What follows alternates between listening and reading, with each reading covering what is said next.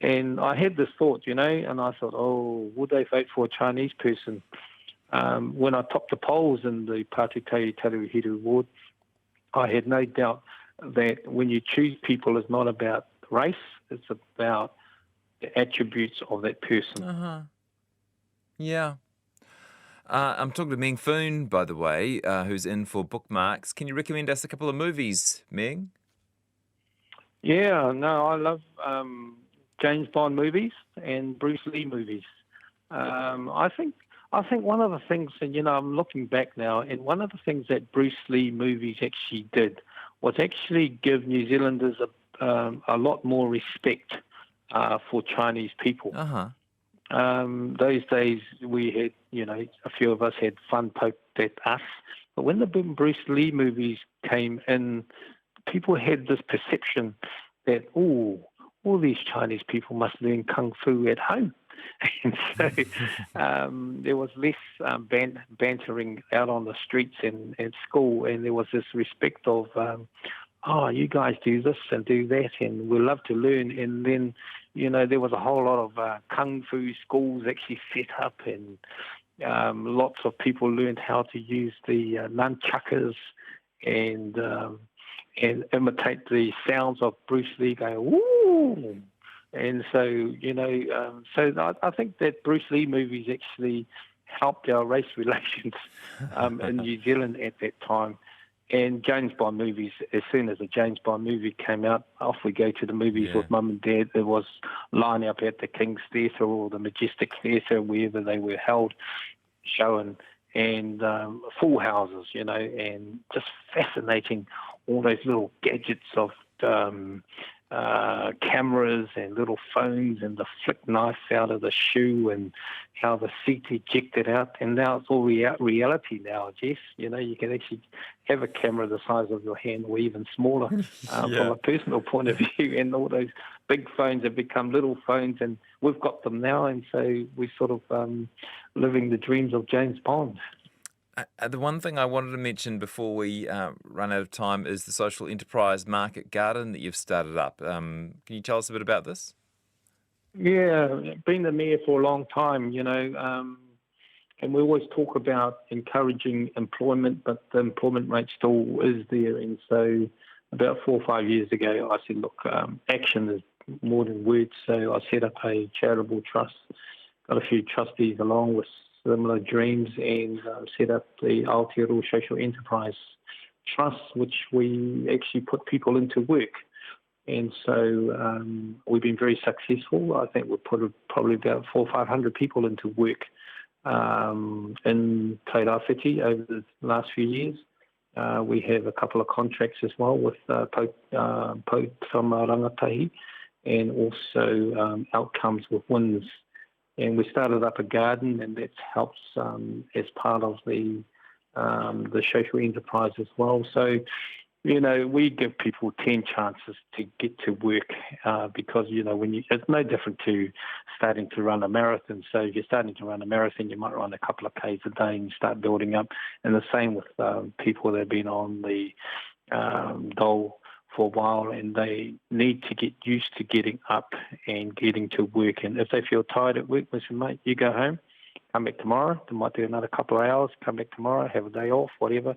And with a normal employer can't actually do that. So we actually train them up and school them up to actually have regularity, get all their bank account IOD, get their teeth seen, health checks, drug testing and all that, get them work ready. And then we place them into the workforce, and they generally have done well. They've been air hostess, work in the primary industries. You're teaching them the culture of work, huh? The culture of work, yeah, absolutely. And they love it. I mean, and the thing that we found out is that the younger they are, the easier it is, because they haven't got into that stream of dependency on the dole. But once these young people, 17, 18, 19, they get the paycheck and they say, oh, this is pretty good, and they're actually keen, and they're great leaders in the workforce for their families, because some of their families, they're held back by their families. They say, what the hell are you going to work for? it's a waste of bloody time, But Is when it the they sort of go, thing that could roll out New Zealand-wide? It sounds pretty encouraging.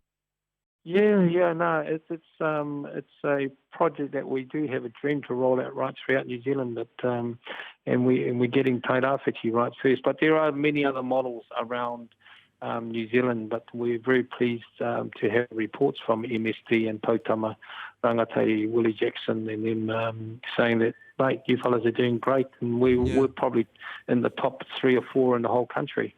Do you see yourself as devoting your life to service? Is that something that you wake up each morning and think, how am I going to help my community? Or is it less sort of worthy than that? Are you just doing kind of the next thing that feels right?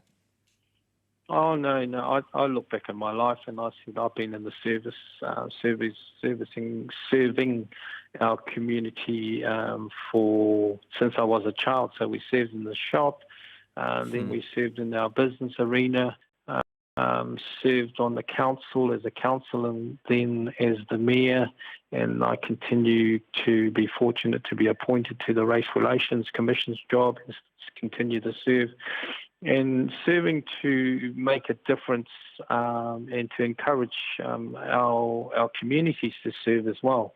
And I think that's a great thing for our nation to actually continue as to serve. And I acknowledge the number of volunteers that's out there in our community that day in and day out, they go to do their voluntary work, not expecting any recognition for their work, but they do it because they love to progress people's lives and they love to help people in their lives when they are in difficulty. It's a pleasure to spend some time with you. Thanks so much, Ming. Thank you, Jess, and it was a great pleasure to talk to you and to your listeners. Noho ora mai koutou, e whakarongo mai nei ki tēnei te irirangi o tātou Aotearoa. And if you're ever free, come to Gisborne and stay. Kia ora. We're going to finish with a track that you composed called Tu Mai, which you wrote for the Ngāti Paro leader, Dr. Aperana Mahuika. Here it comes.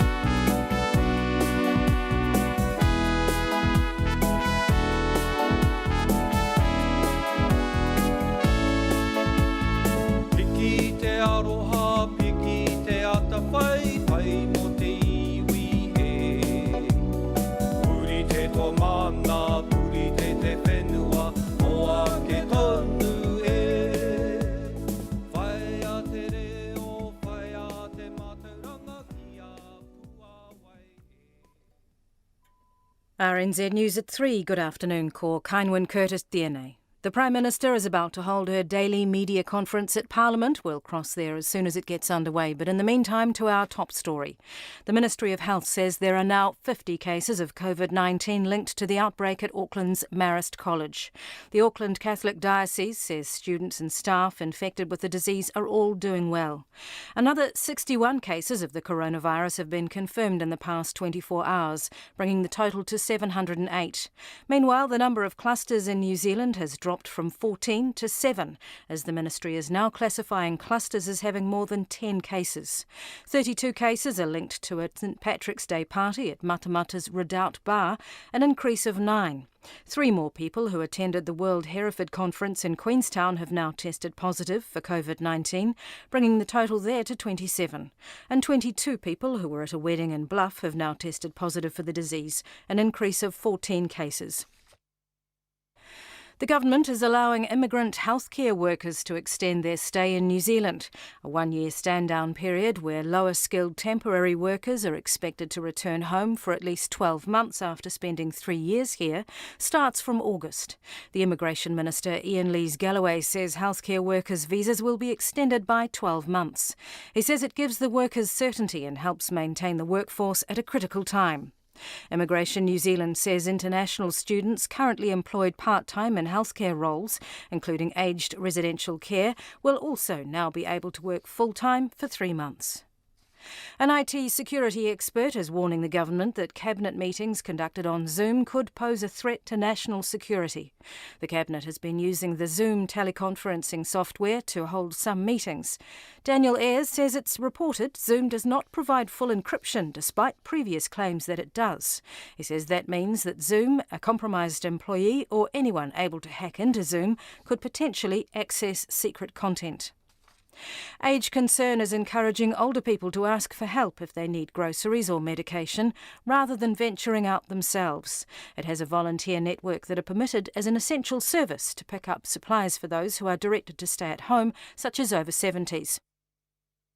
The group's Auckland Chief Executive, Kevin Lamb, says he understands that older people want to exercise their independence, but he says they should ask for help because it's there to be used and no one should put themselves at risk. The captain of a US aircraft carrier anchored off Guam has called for stronger measures to help save his sailors from a coronavirus outbreak on board. Reuters reports that nearly 80 people on the Theodore Roosevelt have tested positive. Captain Brett Crozier says the carrier does not have enough facilities for isolation and he wants 4,000 sailors on board taken off. The head of the US Navy's Pacific Fleet, Admiral John Aquilino, says the plan is to take some sailors off the ship.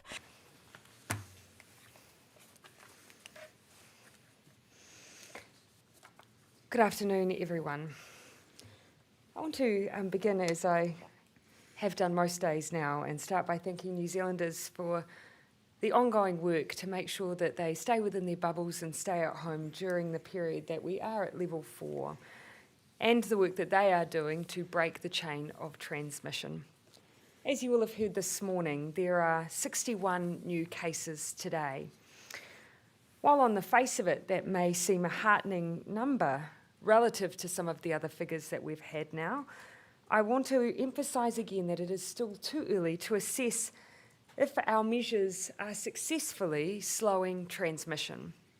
Because COVID-19 takes a while to incubate, we could still see increases in our numbers in the days to come, off the back of transmission in the community prior to the lockdown that may yet be rearing its head in visible symptoms. If the virus is in the community in this way, present but not yet seen, then the worst thing we could do is be relaxed or too complacent and allow a silent spread. I think we only need to look at some of the clusters of cases that we have in our community to know just how quickly COVID-19 can spread if we weren't, for instance, currently at level 4. The schooling community of Marist in Auckland, the community of Matamata, if we weren't at level 4, we could see outbreaks that were far, far worse down the track. We also don't have a full picture of the extent of community transmission. That is why we have been so focused on increasing testing capacity, which over a period of time we've seen a 91% increase in that testing capacity and are working to continue to build that. It is why, ultimately, testing being so important to, obviously, our officials in the Ministry of Health as well. You'll have seen that technical advisory group yesterday changing the definition for testing to encourage more tests to be undertaken. We want to know as soon and as accurately as possible how widely spread COVID is in the community so we can be confident we have it back under control, and that we can keep successfully stamping out cases as they arrive. So I'll repeat as I always do, stay at home. Only go out if you need to. When you do, stay local. Keep 2 metres apart from others. Stick only to your bubble and act like you have the virus. I continue to be very aware that this is a challenge unlike any other we have faced. But rest assured, if we continue as we are, continuing applying the rules, then that gives us the best hope of being able to move into different alert levels. Work carried on in the Beehive today with the Cabinet Business Committee meeting today, virtually of course. Earlier today, you may have seen from Ministers Jones, Twyford and Parker announcements on infrastructure. Industry leaders have been asked to find infrastructure projects that are ready to start as soon as the construction industry gears up again. The aim of this is to help reduce the economic impact of COVID by safeguarding jobs and businesses as much as possible. Projects from the private and public sector, including local government, that are shovel-ready or likely to be within 6 months, will be put before ministers. And I note that this is additional to the government's $12 billion New Zealand upgrade program and existing provincial growth fund infrastructure investments. We also announced that advance payments will be made to transport construction industry contractors to retain the workforce and ensure it is ready to quickly gear up to build these projects, which will be vital to New Zealand's COVID-19 economic recovery. To complement all of this, work is also underway looking at measures to speed up consents for the development and infrastructure projects during the recovery from COVID-19 to provide jobs and stimulate our economy. Minister Robertson is here if there are any further questions on any of those announcements today. I also have some information on the first day of the Price Watch service we announced yesterday. As at 9 a.m, around 990 emails. That does include some duplicates and unrelated messages, but that is the number that had been received as at 9 a.m. The most common complaint was, as previously advertised, the high price of cauliflower, with some emails quoting $13 each. But also prices of hand sanitizer, bread, meat, face masks and garlic also featured in complaints. I do want to say to people that we are taking these complaints seriously. In some cases, it will simply be an issue of constrained change in supply, particularly when it comes to produce, but we are investigating complaints that are made because this is a time when we want to know that New Zealanders are being treated fairly, and that's what Price Watch is all about. The process for dealing with complaints is being worked through, and as I've said, will need to be fact-checked, and we will involve traders so that they obviously have a chance to respond to some of what's being raised. Again, though, I urge everyone, shop as normal, and be kind to the supermarket workers who are there so that you can remain stocked up at home. Following up on some of the questions from yesterday on the government's recently announced $56 million support package for Māori communities and $27 million package for NGOs and community groups, today I want to give you just a few updates.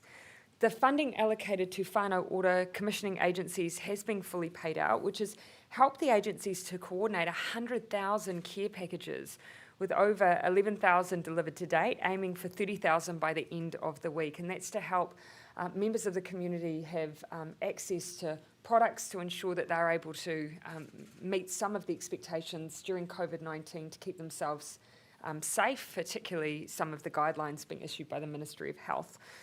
The investment has also helped to facilitate priority access to COVID-19 testing for vulnerable whānau, such as kaumātua, and help to address immediate needs such as providing food and clothing, access to isolation accommodation and technology for educational needs. Te Pini Kokiri and the Ministry of Health are continuing to work with commissioning agencies to make sure that they are involved in the wider COVID-19 response. Of the package to support NGOs and community groups, nearly half has been allocated, that's roughly 12 million, to support essential family and sexual violence services. That includes one-off grants to the likes of Women's Refuge and other services to provide residential support to ensure women and children can move to safe accommodation or stay safe in their homes with the perpetrator removed, and an immediate $1 million boost to beef up the capacity for crisis and helpline services. Minister for Social Development Carmel Sepuloni will have more to say on that in the very near future. And finally today, I want to thank the people who everyone at home is becoming very familiar with as you watch our daily press conferences, and that is our sign language interpreters.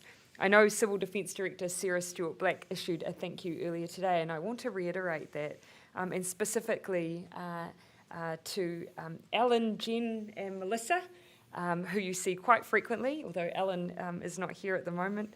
Wenda, Rosie and Angela as well, some of the faces that you see frequently. About 4,000 to 5,000 New Zealanders are deaf and rely on New Zealand Sign Language as their first language. It is one of New Zealand's 3 official languages. And remember, their singular focus is to make sure as many New Zealanders as possible know what is going on, not just here in Parliament, but in New Zealand and around the country. And I know there's also much interpretation work going on alongside the huge increase in video conferencing as well. It is an exceptional feat and at a vital time when we need information to reach as many New Zealanders as possible. I know a few of our sign language interpreters have rightly gone viral, and I hope what will also go viral is our gratitude for the incredible role and important work that they do. So thank you. I'm happy to take questions. Why has the number of daily tests fallen off? Why did it fall off for a few days after last Wednesday? Yeah, so some of that will be, and I've asked the same question. So today, even though we've been providing the rolling average so that can give us a sense of our tracking over time, the 7-day rolling average for today is 1,843. But for today, it's 2,093 tests. I've asked the same question. I think, as you would expect, we do see a bit of a change over the weekend. So I think in people's minds, even though our fight against COVID is 24/7, some people's access to their GPs and therefore testing, even though we have those clinics available, is, I think, impacting those numbers over the weekend. We've talked to the Director General around what we can do to get consistency, because that's 2 days out of 7 where we can't really afford to have those testing numbers fall away. And that's something that the Ministry of Health, I know, is looking at. We needed to be testing more sooner, didn't we? Because all roads lead back to testing in terms of stopping this thing. And you'll see that we have had the capacity. I can't remember one day off the top of my head where the tests have met the capacity that we've had. So we've got the ability to do more tests than we're currently doing. And so ultimately, that's why you'll hear me continue to encourage that testing. The change that clinicians made yesterday to broaden out the number of people captured will be a critical part of that. So many GPs are saying we just don't have the swabs to do the tests, though. They're not being provided them. So why is that the case? That shouldn't be the case. And that's something that, of course, I will continue to ensure that the Ministry of Health is dealing with that issue. That is just simply a distribution, not a capacity issue. We have the capacity, we have the swabs. We're constantly needing to make sure that they are across the country. What I will remind you is that we have set up in every community now specific testing stations. And that is to make sure that no matter where you are, you should be able to access a test. Why are some of the laboratories deciding to reject certain swabs they're receiving because they don't fit the criteria if they still have the capacity to run them? I don't think it will be a case of swabs being rejected. I think what I have seen are reports of where GPs have referred people to those testing clinics. That's something that I have raised with the Director General of Health. Can we get a handle of that inconsistent messaging? Because that's frustrating for someone who goes to get a test and also doesn't sit in line with our view that we need to increase testing. My hope actually now is with criteria that we have that is as broad as it is, that some of that should fall away. Yeah. How easy is it for New Zealanders to get a test? We should make it as easy as possible. That's why, for instance, you've got GPs who are saying, look, call ahead and we can make sure we can take a test from you safely. GPs have been really flexible. In some cases, they're doing it in their car parks. Others have set up specific facilities right adjacent to their clinics to make it as easy as going to your doctor. But in every community, we also, across DHBs, also have specific testing clinics. Could you provide us with a little bit of guidance on how we get from level 4 back down to what has been described as back to normal? Do we go straight from level 4 to level 1 or level 0, or do we have to go through 3, 2, then 1, or how does that work? Yeah. Obviously, we're talking about a short period of time in which we're going to have to build some confidence that we've got the virus back under control and that we have the ability from there to aggressively stamp out cases where we see them. We have to be prepared that we're going to have COVID in the global community for a number of months. So that means gearing up our system that whenever we see cases, we can stamp them out quickly. So getting back to level 1, would that require X amount of days with no new cases? And that's some of the specific detail that we're working with our scientists and public health officials to work through what are the criteria for getting right back down to that level. But of course, our aspiration, our goal right now is to be confident enough that we have got this virus back under control, that some of our public health measures of aggressive contact tracing and aggressive testing means that we can move back down to a lower alert level than we are now. The Director of Public Health today said that there was a lot of the Director of Public Health, not the Director General, correct? Said that there was a lot of uncertainty around the community transmission. Do you accept now that the testing criteria should have been loosened weeks ago? You will have heard me constantly and consistently say that clinicians needed to use their discretion, and that always existed, regardless of international travel, regardless of contact with anyone else who had COVID. They've always had the discretion to test if they believed they needed to. Now we have another change from the doctors, the clinicians again, that has broadened it out even further for absolute clarity. Regardless of that, why was that not done weeks ago? Again, the ability for someone to use their discretion has always existed. And I'd point out that, actually... I'm talking about the case definition. Ultimately, a case definition that's got discretion says that even if you don't meet that criteria, you can test. But you will have heard me consistently point to that discretion always existing. Derek, it's never been for me as a politician to determine who should be tested, but it's always been my message that we have built the capacity so that we have the ability for clinicians to test who they believe they need to test. Some within the Māori and Pacifica communities are concerned that people within their communities aren't being tested enough. What's being done about that? Ultimately, I see no reason why they shouldn't be. And again, at the moment, the number from within our Māori and Pacifica communities who have been affected by COVID-19 is relatively low, but we want to keep it that way. And so that does say, of course, that we need to make sure that testing, as with our wider community, is available. The numbers at the moment, 19 Pacific peoples, 46 Māori currently who have tested positive, but of course we need to make sure that, as with all our community, we've got adequate testing. And as you've heard, we have tried to target on those who might be most vulnerable, including kaumatua in that testing. Are those numbers misleading, though, because they relate to a period of time where the testing was in relation to links with overseas travel, for example? But not alone, because of course that discretion always existed. What I can't give you is how many of those tested identified as being specifically on overseas travel, or whether or not they simply had respiratory issues and a fever. In the front. Prime Minister, you spoke about the $56 million for the Māori response to COVID-19. You spoke about the whānau ora money. I believe you said it's been fully paid out. Yes. What is the possibility of that money being topped up as we progress forward? Well, as you will have heard from my description, that even the work that they've got underway, they are still rolling out. And equally, the money that was put aside for the very specific health response for Māori is still in the early days as well. We've always said where we see need, we will meet it. But at the moment, I haven't had anyone come to me and say we've got unmet need that is unfunded. We've made the provision available. Now it's a matter of just getting that support out. Do police need to step up their enforcement in the regions? Do you have Lance specific... Sullivan put out a live video today saying that it was basically business as usual in Northland. Again, I would say if you can give me some specific examples, then we would be happy to deal with that. I check in frequently with the police over whether they have all of the resources they need to do their job. They've consistently said they do. That they are in the process of still, when they're talking to people, educating, warning, and then they will enforce. And so that's been their approach. But if Dr. Sullivan wishes to bring some specific examples, I'm sure the local police, if he contacted them directly, they may not have been watching his Facebook Live. That would probably be a more efficient way of dealing with that complaint. So looking into the lockdown, are you satisfied with the degree of compliance? We have asked a lot of New Zealanders, and we did it in a very short space of time. And I've always accepted that we need to keep repeating the expectation, the rules that exist, and the expectation we all have. But actually, by and large, given what we have done in a short space of time, I think the majority of New Zealanders are doing an amazing job.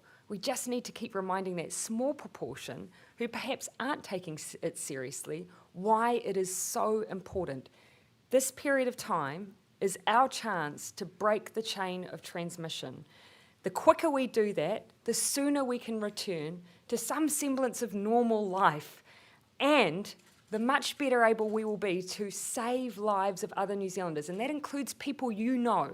And so this isn't about other, and it's not about someone else. It is about you and your family, and that includes every age demographic there is. If I could just point to some of the data at the moment, because I know people think sometimes we're only talking about a specific group. The most affected age range by COVID-19 in New Zealand is far and away currently 20 to 29-year-olds.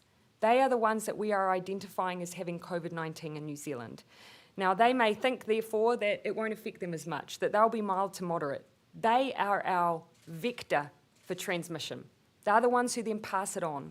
So I need everyone to take this seriously, because whilst the over 70-year-olds are smaller, they are much more likely to succumb to this illness. Thank you for allowing me my little rant. Well, for Minister Robertson. I've got Mikey and Jenna, who's been waiting very patiently. Minister, could we just get your response to the criticism that the government isn't releasing consistently enough government data around the economic impact and forecast? Yeah, look, I think everyone will understand that traditionally economic data tends to come often even a month or 2 months after, and that's sensible because it takes time to collect and then be processed. We understand in the situation that we're in right now that there's a real hunger for that data, and we do need to be trying to produce it more quickly. So as I said at the Select Committee this morning, I am more than willing to look at what we can do to bring that data forward and get it available more quickly and more regularly. What I would say, though, is that there's a difference between the forecasts and projections that an economist who's maybe employed by a bank might do when they go on TV and the Treasury making those forecasts, because when the Treasury says it, it becomes effectively market moving. So we've got to make sure we're putting out the most robust data we possibly can, but I accept the point that in the age we're living in now, we need to make that more regular. Jenna. What is the worst case scenario that Treasury has given you in terms of unemployment? So we're still working through those scenarios, and as I said at the committee this morning, we'll be releasing more information about that as soon as we can. I think you heard the Secretary of the Treasury say that when it came to unemployment, there was, between 5% and double digits, and they were working on refining that in terms of unemployment. We've seen the idea that maybe GDP would drop by around 17%. Those are the sorts of scenarios they're working through. But you'll understand we're updating that data constantly to be able to put ourselves in a position to say with absolute certainty, to the extent we can, what that data will be. So talked about a commercial forum. Once the Defence Force called in to... Sorry, we'll finish Jenna's line of questioning, then we'll come over to you. Thank you. When she says double digits, is Treasury in line with other economists that say it could go up to 30%?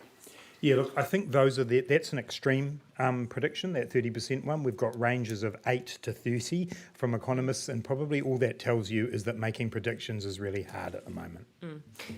The iwi Chairs Forum wants the Defence Force called in to manage checkpoints on the East Coast. Are you open to that? As I understand, actually, my latest understanding is that Wally Homaha, our iwi liaison with the New Zealand Police, has been working closely with some of the communities on the East Coast. And so I've had no suggestion that that isn't an issue that isn't being able to be managed with the community on the ground and the police. Ultimately, when it comes to enforcement, the police have to date said, look, we're well resourced with the entirety of our frontline force able to support New Zealand while we're in level 4. But we've also left open to them, if they see the need to bring in extra support from the New Zealand Defence Force, they're able to do that. But they're the ones on the ground, they're the ones that see the need, so we're allowing them to make some of those judgment calls. Right in the back. Minister Robertson, this morning you were also talking about a sort of commercial rent relief package. Could you just give us a little bit more detail as to what that might look like? Well, we're in discussions at the moment with, among others, the Property Council around that, along with commercial landlords, tenants and businesses. What we want to do is make sure that there's nothing in the way of the good arrangements that are being made currently between landlords and tenants, where I think people are making sensible decisions in a lot of cases. But where we are seeing gaps, we want to be able able to address that. Clearly, we've already moved around residential rents in terms of freezing increases and looking at stopping evictions.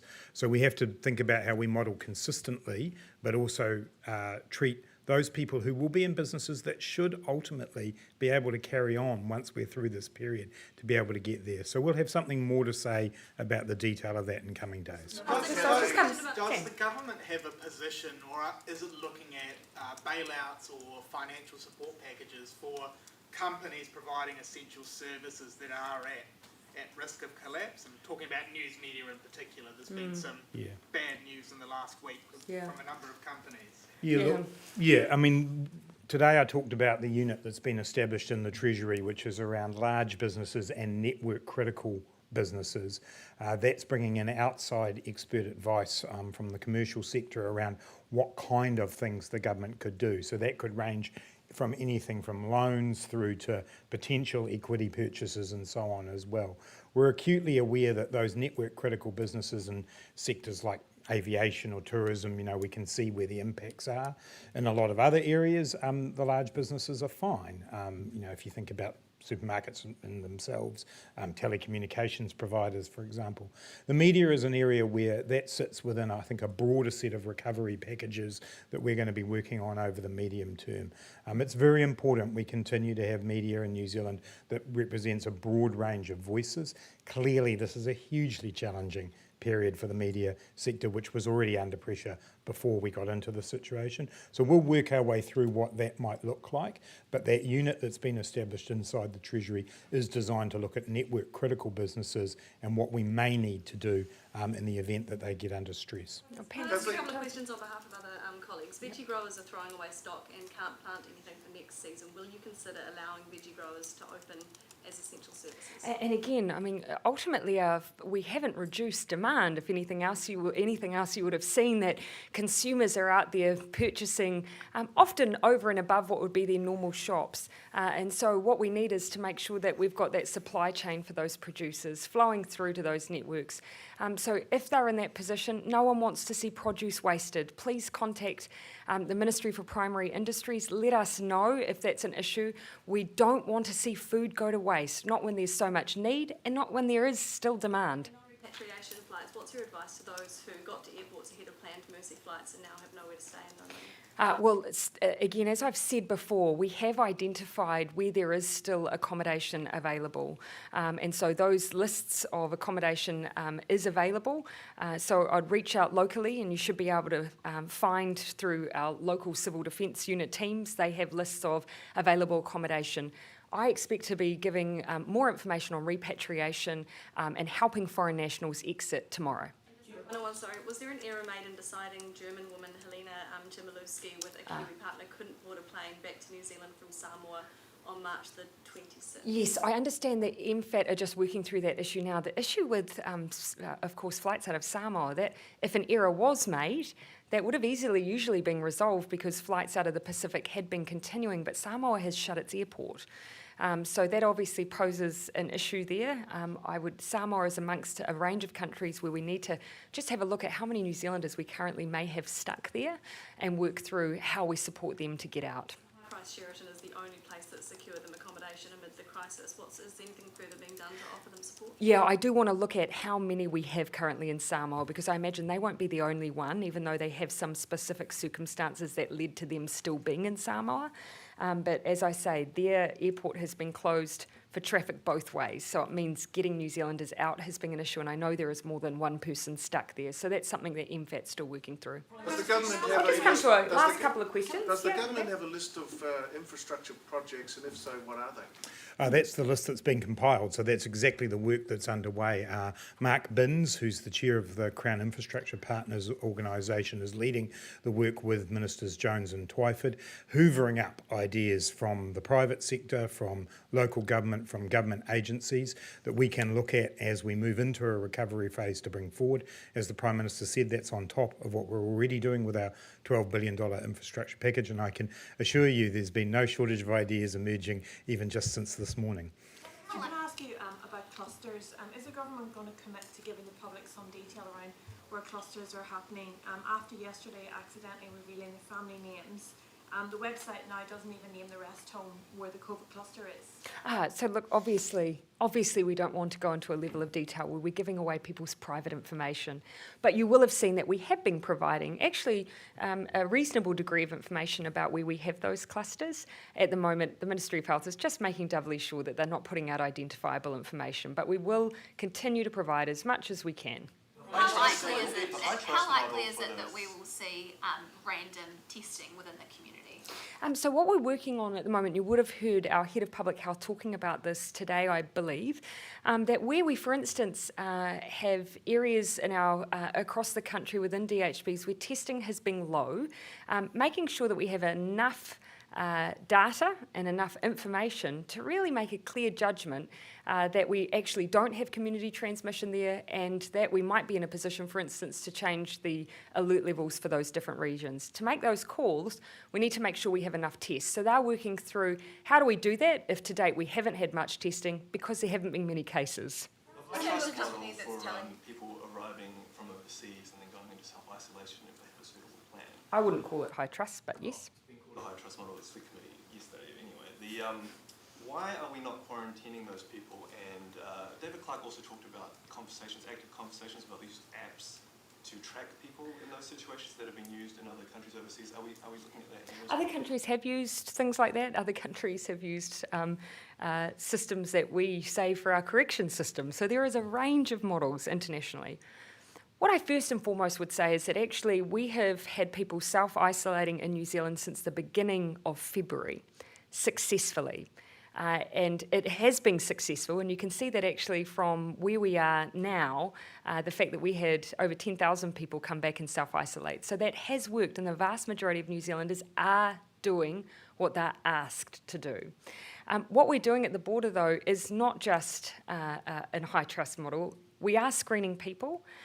Over 1,000 now are being held in what we call approved accommodation. So they're essentially being quarantined because they don't have an adequate self-isolation plan.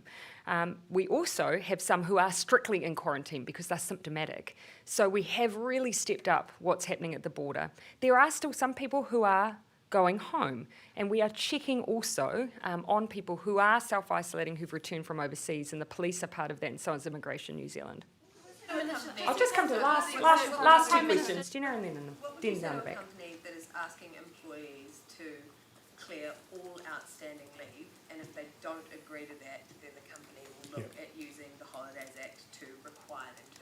So it's very clear, you cannot compel somebody to take leave in order to get the wage subsidy scheme. What the law allows for as a minimum is 14 days notice to ask somebody to take annual leave. That is the law as it stands today. Obviously, our preference is for people to get the wage subsidy scheme and get it as soon as possible. But people cannot be compelled to take annual leave so that they can get access to that scheme. Okay, down the back. Prime Minister, just in terms of using Zoom, an IT security expert has raised concerns due to international reports suggesting that Zoom doesn't provide full end-to-end encryption.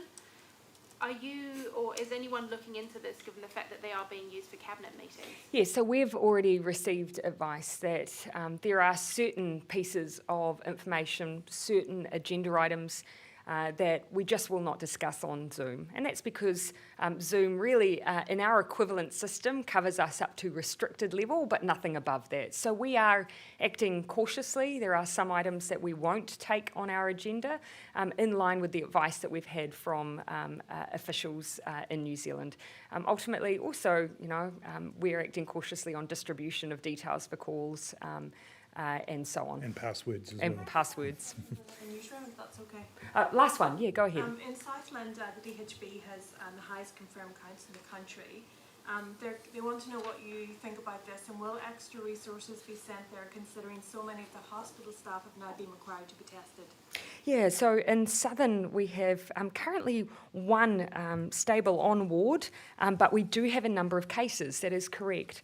This is something we were just looking at today, and again it demonstrates the impact of what happens if we have outbreak. So we've got a small handful of events, from memory a conference, a wedding, and that has led to a proliferation of cases. So again, that demonstrates why being in level 4 helps us to get that under control for where we have outbreaks like that in the community. What we are looking at, though, is the capacity in Southern. Of course, we have had an impact on Queenstown, for instance, so we're looking at whether or not, if we have too many cases down there and they may eventually need hospital care, have we got the capacity? Do people need to be moved around? If someone's coming in at the border who's from Southern, do we need to keep them up in the North Island before they go down just in case? So we're considering all of that to make sure we're managing the pressure on that DHB. With the rollout of the business finance guarantee scheme? It's just the final negotiations with the banks, but what I did say today during the select committee is that banks will be taking applications this week for that scheme. A remote question on that from Donative Oh, Trading. we're getting sneaky, but yes, Sorry. go ahead, I'll accept. Has the government given banks any direction at all on the lending criteria they use when lending to businesses as a part of its business finance guarantee scheme? No, not in particular criteria, but obviously with the risk sharing being 80-20, with the government taking 80%, that implies a higher tolerance of risk than you might normally see from the banks. That's because obviously we're in a time where their normal risk weightings probably aren't appropriate. So that's the way that we're dealing with that. And as I say, I've had the word from the banks and from the Treasury that people can be putting their names down this week. I know no one prioritised their colleagues' questions up front, but hopefully we've captured anyone's got a colleague's question they need to put to us. Last one. Questions want to know, are supermarket cafes allowed to operate or will they be shut down? They should be shut down. Cafes attached to supermarkets should not be operating. Okay, thank you everyone.